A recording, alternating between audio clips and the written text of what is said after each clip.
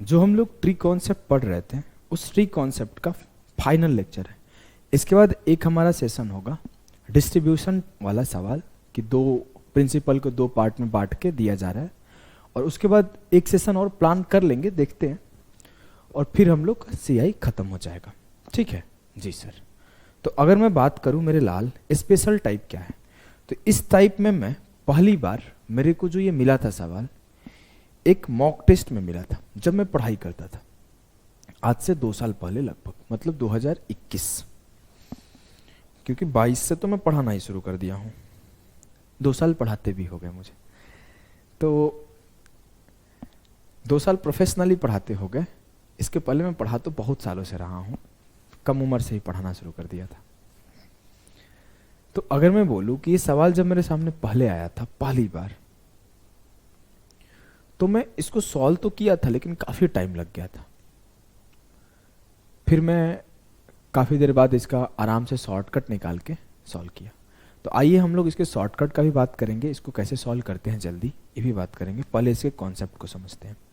अभी तक आप लोग बेसिक चीज़ें समझ गए होंगे। जैसे मान लेता हूँ एक चीज़ आप पढ़ना है, यहाँ पे सवाल को पढ़ना, if compound interest on sum amount is 210 for 2 years and 331 for 3 years, then find the rate of interest. 2 साल में 210 और 3 साल में 331 हो जाता है। जब मैं एक क्लास ले रहा था कॉन्सेप्ट ऑफ मल्टीप्लायर का सेकेंड सेशन, जिसमें चेंज इन इंटरेस्ट पढ़ाया हूं, तो वहां पर एक चीज पढ़ाया था कि सेकेंड ईयर का इंटरेस्ट, थर्ड ईयर का इंटरेस्ट, 2 ईयर का इंटरेस्ट, 3 ईयर का इंटरेस्ट, इन दोनों के बीच में डिफरेंस क्या है। और वहां पढ़ाते टाइम बोला था कि यहां पे हम लोग ये पढ़ रहे हैं, आगे हम लोग एक सेशन में ये पढ़ेंगे। याद है? नहीं याद है? जाके देखो, शुरुआत में बताया हूं। चलो मैं अगर सिखाऊं, मान लेता हूं मेरा प्रिंसिपल 1000 है और रेट में मान लेता हूं 10% है, तो 10% है, तो अब तो हम, मेरे को नहीं लगता कि ये लिखने में अब आपको दिक्कत होगा, क्योंकि ये इतना बार आप लिख चुके हो कल से। CISI के 3 साल का डिफरेंस में भी ये लिखा हो बार बार। या फिर मैं इसको ऐसे लिख दूं कि 1000 का 10% 100 होगा, तो ये 1100 हो जाएगा।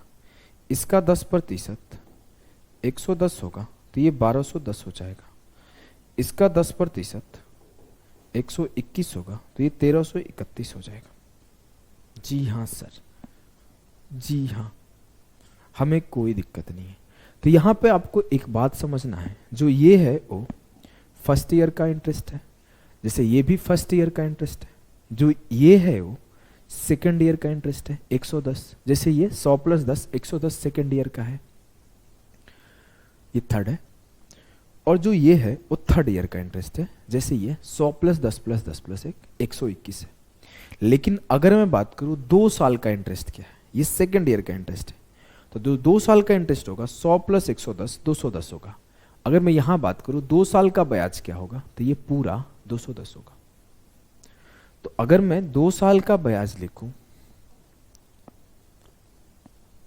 तो ये 210 आया। अगर मुझसे कोई बोले कि 3 साल का ब्याज क्या होगा सर, 3 साल का ब्याज क्या होगा, तो कैसे करूंगा मेरे लाल? सर 3 साल का मतलब पूरा सबको जोड़ दो, तो 3 साल का मतलब हो गया 331। 100 + 10 110 + 121 331, ये मेरा 3 साल का ब्याज है। तो फिर तो आप समझ ही गए कि second year, third year, first year, third year और 2 साल 3 साल में डिफरेंस क्या है ब्याज में। Yes sir. कुछ लोग तो इस सवाल को भी सॉल्व कर लिए होंगे कि सर 2 साल में 210 और 3 साल में 331 का ब्याज 10% के रेट से आता है, तो आंसर 10% होगा। और बोलेगा कोई प्रिंसिपल भी सर मैं निकाल लिया 1000 होगा। अरे मेरे लाल, मुझे पता है आप तेज बच्चे हो, ठीक है। अब अगर मैं बात करूं थोड़ा सा आगे चल के, तो जब मैं डिफरेंस पढ़ा रहा था तो एक बात और सिखाया था कि अगर मेरा रेट 10% है तो इसका मतलब होता है 1/10। जी सर। तो जब भी प्रिंसिपल एज्यूम करो तो 10 का क्यूब कर लो, याद है ना, जी सर, क्यों?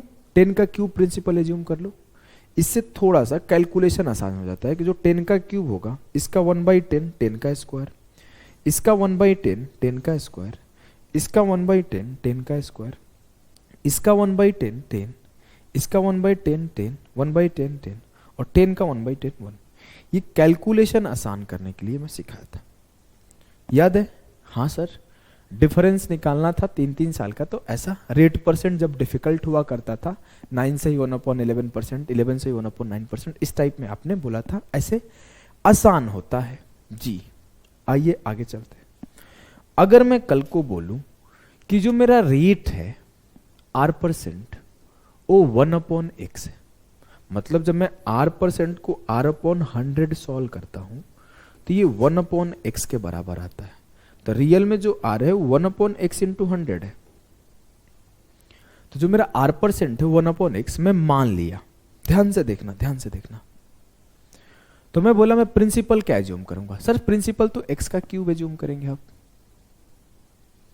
तो x का क्यूब का 1/x x square, 1/x x square, 1/x x square. इसका अगर 1/x करूं तो ये x, ये x, ये x, और इसका 1/x करूं तो ये 1। क्लियर? यस सर, एकदम क्लियर है, मुझे कोई दिक्कत नहीं। अगर मैं बोलूं आपसे कि 3 साल का ब्याज क्या है, अगर मैं बोलूं कि 2 साल का ब्याज क्या है, तो क्या करोगे? सर 3 साल का होगा x square plus x square plus x square plus x plus x plus x plus 1, 3x square plus 3x plus 1। और अगर मैं 2 साल का ब्याज पूछूं तो क्या होगा? 2x square plus x। मैं बोला इन दोनों को डिवाइड करते हैं, ठीक है, कर दो। CI of 3 years upon CI of 2 years बराबर है 3x square plus 3x plus 1 बराबर 2x स्क्वायर प्लस x। मुझे नहीं लगता कि यहां तक किसी को कोई भी कंफ्यूजन होगा। नो सर, हमें कोई दिक्कत नहीं है। अगर मैं आगे जाऊं मेरे लाल, तो इधर भी 1 माइनस कर दिया, इधर भी 1 माइनस कर दिया, तो CI 3 साल के डिफरेंस और CI 2 साल का डिफरेंस जो आएगा वो आएगा 3x square plus 3x plus 1 minus 2x square minus x upon 2x square plus x।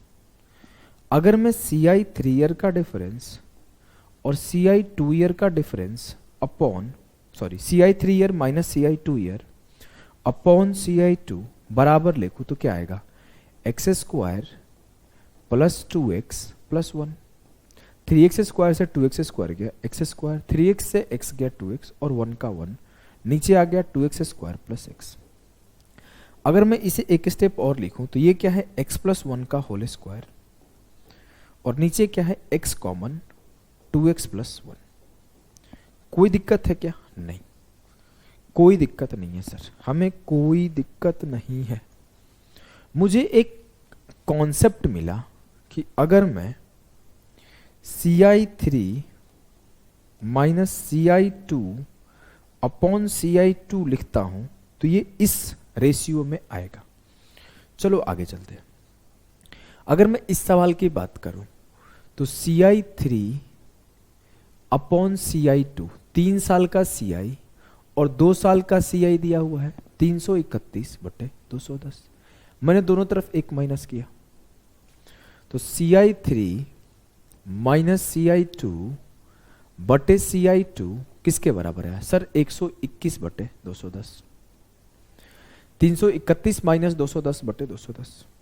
Sir अभी अभी हमने एक प्रूफ निकाला, और प्रूफ कुछ यूं है कि जो 3 साल का CI का और 2 साल का CI का डिफरेंस बटे CI 2 आता है वो x plus 1 upon whole square upon x into 2x plus 1 आता है। हम लोग लिख देते हैं x प्लस 1 का होल स्क्वायर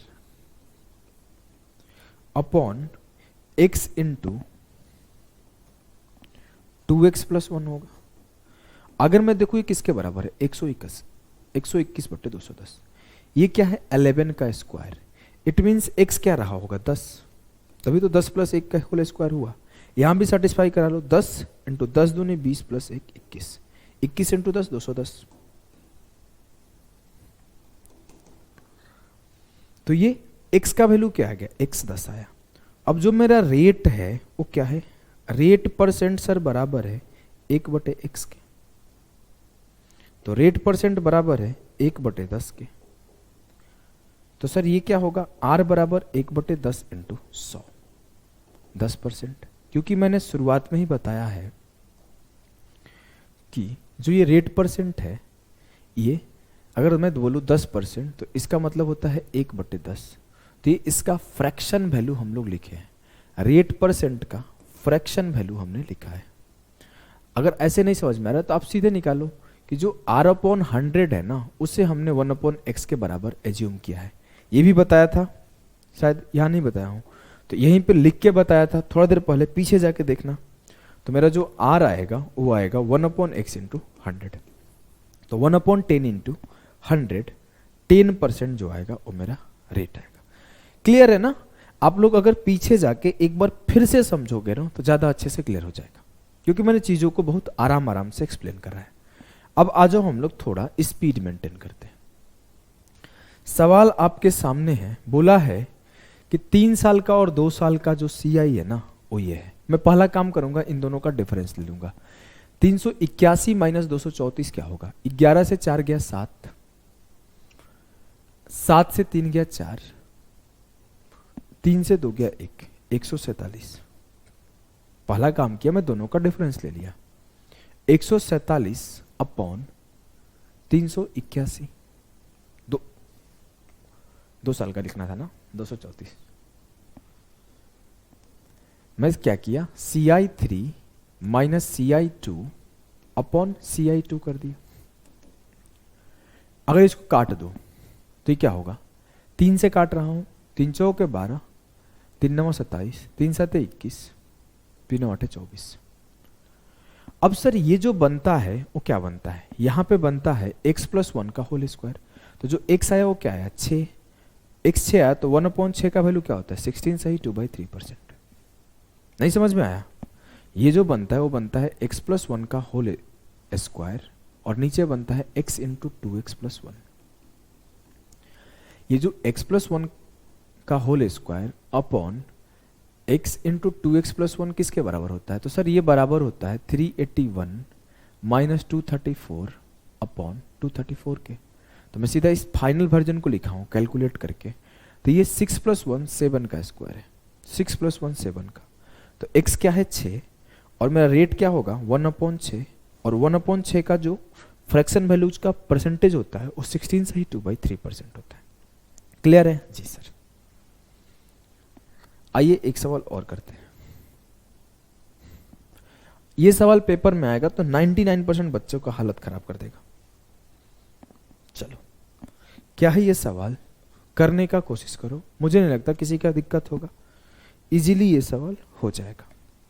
बोला if compound interest on sum amount is 1320, 2184 - 1320 कर दो, 4, 8 से 2 गया 6, और 21 से 13 गया 8, 864/1320। 12 से काट देंगे क्या, कटेगा क्या, 12 7 84, हाँ कट रहा है, 12 7 84, 12 दूना 24, 110 बार में। 2 से कट रहा है 36/55। ऊपर वाला किसका स्क्वायर है, 6 का स्क्वायर है, मतलब ये 5 + 1 का स्क्वायर है।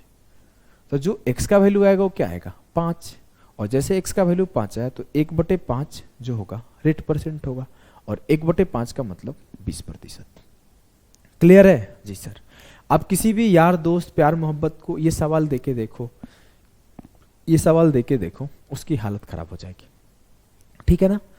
तो हम लोग का जो आगे एक सेशन होगा डिस्ट्रीब्यूशन वाला, फिर हमारा CI ऑलमोस्ट खत्म हो जाएगा। मिलते हैं उसी सेशन में, बाय बाय।